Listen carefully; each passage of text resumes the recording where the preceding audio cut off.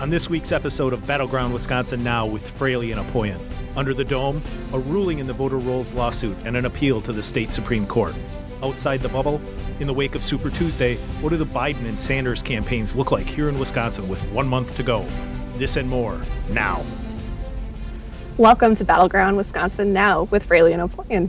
I am Jessie Opoien, opinion editor of the Cap Times, and my co-host is Brian Fraley, president of Edge Messaging. Hi, Brian. Hello, Jessie. How are you? I'm doing great. How are you? Good. Let's start under the dome. The 4th District Court of Appeals has ruled against the Wisconsin Institute of Law for Law and Liberty on their voter rolls lawsuit. Where does that stand? What is the fallout, and what's the timeline? Well, it looks like will be appealing that decision. They could come up with a better acronym to make it easy to have these conversations. But I do think the closer that this gets to election time, the harder it gets to get a decision that results in those voters being removed from the rolls, just because you're running into all of the chaos and confusion that everyone was trying to avoid in the first place by having this happen months ago. What are you hearing? Yeah, that's what I hear too. I mean, it's an absurd ruling by the appeals court. We know conservatives are going to win this case. The biggest thing with me is we have same day voter registration here in Wisconsin. So I don't know why people are freaking out about that. But whatever, that's the predicted case that Kloppenberg was going to rule against us, and they move forward. That's important. I don't want to downplay that decision, but I'm really excited about the next segment. We've got a lot to talk about. Outside the bubble, last week I said I was looking forward to Super Tuesday. It has come and gone. I attended a Super Tuesday party last night. We ate a lot of cheese, which apparently is controversial in Super Tuesday land now. But we're looking at the delegate count now. We're still waiting on, I think, some early vote numbers and some absentee totals to come in. But this is where things stand right now. Yeah, let's take a look. Biden. Joe Biden surprised everyone, right? Biden had a great night. It's amazing. And these numbers will change because of the way the congressional delegation district delegates are taken care of, the way your ballot, if it was postmarked by yesterday, gets counted. So that's going to take 3 or 4 days to get the totals. But we're not ending this with Sanders having a 400 delegate lead on Super Tuesday. What I find amazing about this, Jessie, is that since our last show, Joe Biden went from a guy who ran for president 3 times and never won a primary to a guy who's won 10 of them, knocked 3 candidates out of the race, 3.5, we'll see what Warren does, but knocked 3 Sure. out of the race, and the 3 he knocked out all endorsed him. I mean, Joe Mentum is a real thing. It's a real thing, and he got Amy Klobuchar and Pete Buttigieg to participate in an act of unity together, which I think it wasn't just a press release. Yeah, they were down there in Dallas. Yeah. No, I think this is huge. I think this was the hope for the Sanders campaign would have been to walk away with a really definitive lead here, and now we're in probably a 2-person fight to the end here. I'm interested in seeing what Elizabeth Warren does. I think this is sort of evidence of how we can live in bubbles. I know a lot of Warren supporters. I know a lot of Warren supporters here in Wisconsin, my age, but also other ages, demographics.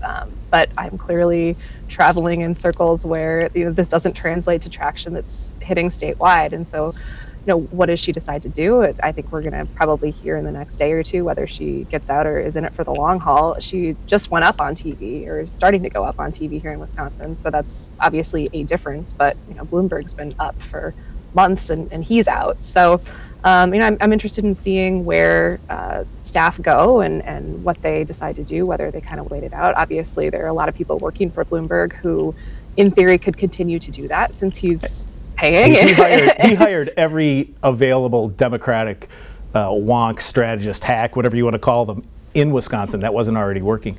I saw a stat today. Yeah, I saw a stat today that was fascinating. Elizabeth Warren has over 1,000 employees nationwide. They're unionized, and it's going to take a lot of money to untangle herself from that. That may be factoring in to her decision. I think that's fair. I mean, she's got a commitment to a staff and has to kind of figure that out. I also think It's not a guarantee. I see a lot of arguments that say if Warren would just drop out, Sanders would be doing better and he would be putting up a fight against Biden. I don't think that's true. I think knowing the Warren supporting demographic, it could break 50-50. It could even break in favor of Biden, because I think there's a reason people are supporting her and not supporting Bernie Sanders.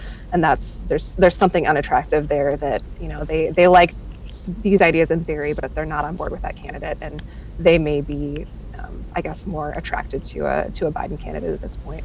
It will be fascinating to see how this plays out in Wisconsin, because, look, I was amazed that Biden won Minnesota, okay? And then I looked, down south. Bernie Sanders won Oklahoma last time by double digits. He lost last night. So maybe it's mythology that Sanders is so strong here in Wisconsin. The next polling that comes out, now that we're down to a two-person race, will be fascinating. But there's a lot of ground to cover between now and April 7th when we vote in Wisconsin. 13 Dem primaries in March, 4 in April before they get to April 7th and us. 68% of the delegates will be allocated before the Wisconsin votes even begin to be counted. I have a feeling that the race will still be going on, that Wisconsin will still be a battleground, that these two campaigns will now build out. We have a couple of weeks before Wisconsin where there aren't that many primaries, and 3 weeks after Wisconsin. So they've got time they don't have to worry about those states right now. They can focus on up to April 7th. It'll be fascinating to see how it shakes out. I agree. I do think it is going to come down to it. Let's stay in touch on this show, because that is what, until we get to just two, Trump and whomever, this is where the battleground is. All right, as you know, we end every program with what to watch out for. Jessie, what are you watching out for? I am watching to see how state parties and how the DNC is preparing for potential coronavirus disruption of the convention. We're seeing events being canceled throughout the country, throughout the globe, and I think it's at this point time to start thinking about contingency plans. So the Daily Beast had a story this week that pointed out kind of the one major issue that the convention would have to deal with, which is that it doesn't currently allow for proxy voting. So if you don't show up and your delegation doesn't show up, your state doesn't really get to participate. That could throw things into chaos. However, if they start planning early, it's a pretty simple rule change. That's all they really need to do to be able to account for that. But it's time to, I guess, start setting those things in motion. What do you keep an eye on? Fascinating, Jessie, what you just said, and it could be so devastating to the Wisconsin economy too. There's a lot of people banking on a lot of people coming here this summer. It plays into what I'm looking out for too.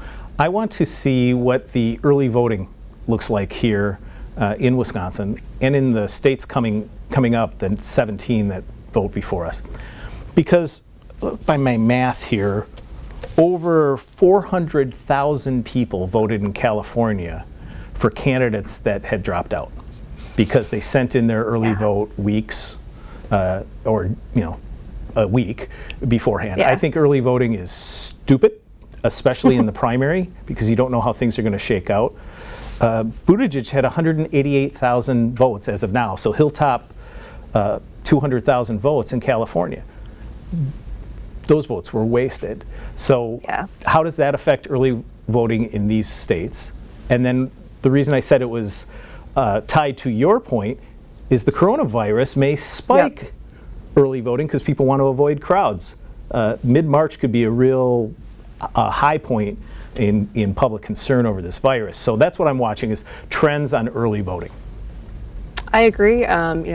Primaries, I don't think it makes as much sense. General election is a little bit of a different story. I think you're a little less likely to change your mind. But I mean, you get into these situations where you're looking at your vote and thinking, what was the point? That's a tough thing to counteract. I think we're going to have a lot to keep our eyes on in the next few weeks and months. Absolutely. All right. Well, another one in the books. We'll do this again next week.